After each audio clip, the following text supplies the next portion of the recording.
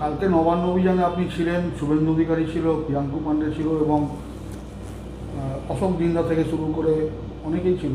বেশ কয়েকজনের নামে এফআইআর হয়েছে এবং আপনার নামে এফআইআর হয়েছে।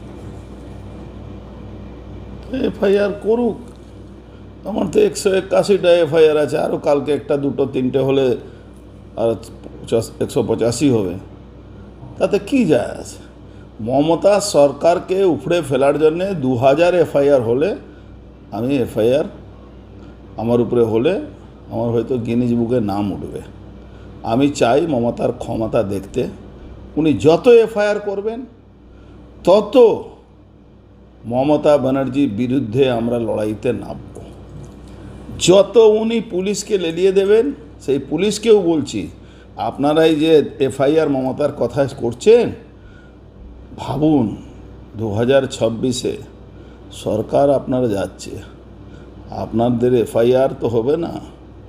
No FIR, no arrest, decision on the spot হবে। ডিসিশন হবে আপনি ভুলভাল এফআইআর করছেন।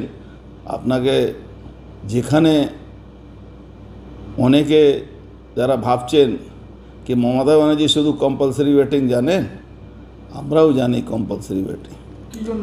এমন জায়গা পাঠাবো, এমন জায়গা কম্পালসারি ভোটিং করাবো, সে বুঝতে পারবেন।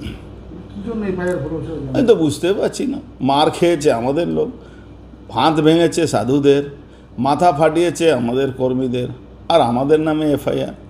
এটা মমতার পুলিশের কোনো নতুন জিনিস নেই, এফআইআর হতে হবে, ওটা নিয়ে আমাদের কিছু ব্যাপার নেই। যদি বলছে পার্টি অফিস সরকারি বিনা সরকারি এরকম শুনছি নাকি বলেছে, তো সরকারি বাউন্ডারির মধ্যে তৃণমূলের পার্টি অফিস কোথা থেকে আসে গেল?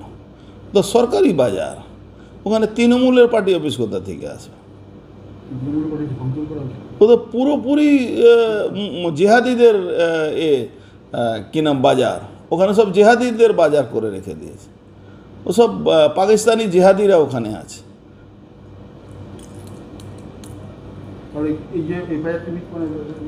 আমি জানি না, ওখানে যা শুনেছি জেহাদিদের একটা অফিস ছিল, সব পাকিস্তানি আছে।